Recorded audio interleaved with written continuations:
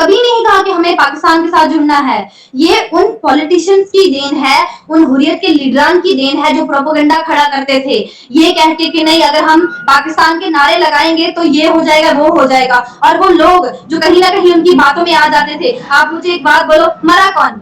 वो पॉलिटिशियंस मरे, वो हुर्रियत के लीडरान मरे? नहीं, एक आम इंसान मरा, एक माँ का बेटा जो आज रो रो के, जब हमारे घरों में ईद होती है तो हम मतलब खुशी होती है हमें, जब उन लोग के घरों में ईद होती है तो वो क्या सोचते होंगे कि क्यों मेरा बेटा इस जिहाद में घुसा था, क्यों मेरा बेटा वहां पर गया था। एक बीवी जिसके हस्बैंड को शया मार दिया जाता था, एक बच्चा, एक भाई, एक हावन, कितने कंसेप्ट है यहाँ पर। आप देखो कि इनकाउंटर होता था, मरते आम लोग थे, कश्मीर के लोग मरते थे, पाकिस्तान से तो कोई आगे अपनी बलि नहीं देता था कि नहीं हम आ गए लो भाई हमें मारो। नहीं, इसको कहते हैं माइंड वॉश।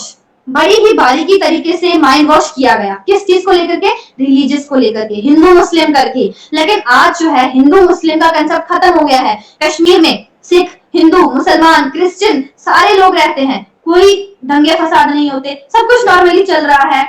तो मैं इस चीज से बिल्कुल बाइकआउट करती हूँ कि जो आप लोग कह रहे हैं, जो आप लोग के दिमागों में कंसेप्ट को डाला गया है कि यहाँ से ऐसे होता है वहां से कुछ भी नहीं होता है, पीस एंड शांति और अमन है। तो आप लोग भी इस चीज को एक्सेप्ट कर लो और आप लोग भी अपनी देश, अपनी कंट्री की तरफ ध्यान दो ताकि कहीं ना कहीं उसका नाम आ जाए। इतना ब्लैक लिस्टेड हर जगह से होने के बाद कुछ तो शर्म करो पाकिस्तानियों, कुछ तो शर्म करो। लेकिन नहीं, इज्जत जैसे भेज दी हो ना वैसा कंसेप्ट हो जाता है। नहीं भाई, हमें यूनाइटेड नेशन कुछ बोल रहा है तो हम सुन लेंगे, अमेरिका बोल रहा है, रशिया बोल रहा है, सब बोल रहे हैं हम सुनेंगे, लेकिन हमें कश्मीर चाहिए। क्यों?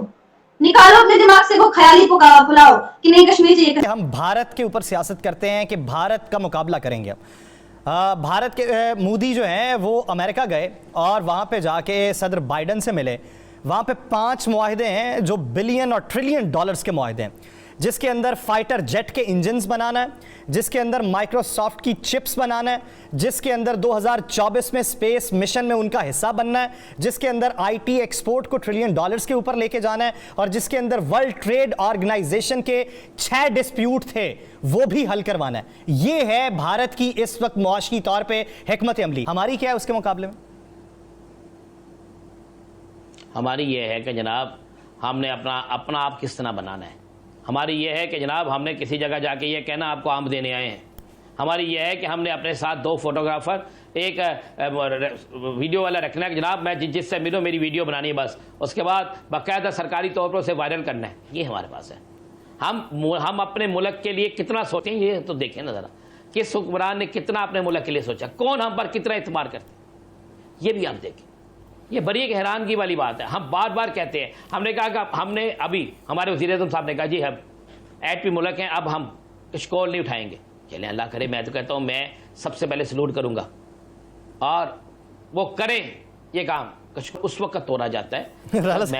वैसे इस बात पे याद आया कि कोई आपसे कर्ज लेने वाला मुसलसल आपसे कर्ज मुस्तार लेता रहे तो वो हर बार यही कहता है कि अब की बार दे दो, आज के बाद नहीं लूंगा, और हर बार वो वही जुमला दोबारा से दोहराता रहता है। और ये ऐसा ही है कि 3 अरब डॉलर्स का अगर मुआहदा तय पा गया है तो उसके बाद अगर कहा जाए कि आज के बाद हम कर्ज नहीं लेंगे, कशकोल को तोड़ देंगे, ये वही मंजरनामा है जो एक मांगने वाला जो पिछले 13 साल से मांग रहा है उसका वही जुमला। आप जो है वो एक अजीब किस्म का नैरेटिव लेके हर काम इंटरनेशनल फोरम पे घुस जाते हैं। ऐसे नहीं चलेगा, ऐसे नहीं चलेगा। है भिखारी हैं, कुछ ऑफर करने के लिए नहीं है। लेकिन सर अगर इंडिया की बात करते हैं तो जाहिर है इंडिया तो हर जगह पर पैसा लगा रहा है ना, पैसा भी है उनके पास और लोग भी हैं, टैलेंटेड किस्म के लोग भी हैं जिनको वो ऑफर कर देते हैं कि ये काम करेंगे। हम तो दोनों तरफ से हमारे पास कुछ भी नहीं है। नहीं तो इंडिया के पास भी जो कुछ है वो कोई आसमान से तो नहीं ना उतरा। उन्होंने बड़ी मेहनत किया, 75 साल उन्होंने अपनी इकोनॉमी डेवलप की है। पहले प्लान्ड इकोनॉमी रही है उनकी, नेशनलाइज्ड इकोनॉमी थी, फिर ट्रांजिशन पीरियड आया, फिर प्राइवेटाइजेशन हुई, न्यू लिबरलिज्म आया। उन्होंने पैसा अपना इकट्ठा किया, उन्होंने जंगों में पैसा जाया नहीं किया, उन्होंने कोई प्रॉक्सीज, दहशतगर्द प्रॉक्सीज बनाकर अपना पैसा जाया नहीं किया। उन्होंने एक कंस्ट्रक्टिव तरीके से अपनी इकोनॉमी को, फॉरेन पॉलिसी को आगे लेके चले। इंदिरा गांधी के जमाने से नॉन अलाइंड मूवमेंट जो है वो चल रही है, कोल्ड वॉर के जमाने से। आप उसकी देखें ना, इंडिया की फॉरेन पॉलिसी को अगर आप फॉलो करें, स्टडी करें तो थ्रू आउट हिस्ट्री वर्ल्ड की 3रे नंबर वाली इकोनॉमी जापान, उसने कहा है कि भाई हमें चाहिए यूपीआई, और हम भारत के साथ मिलकर काम करने वाले हैं यूपीआई जैसे सिस्टम को ही अपनी कंट्री में लॉन्च करने के लिए, बनाने के लिए। इसके अलावा अगर हम बात करें तो जून में 10 बिलियन की ट्रांजैक्शंस को क्रॉस कर जाएगा यूपीआई। और अगर हम बात करें 35 से 40 कंट्रीज इस वक्त यूपीआई को अडॉप्ट करने की लिस्ट में शामिल हो चुकी हैं, जो डिमांड कर रही हैं। क्या कहेंगे आप?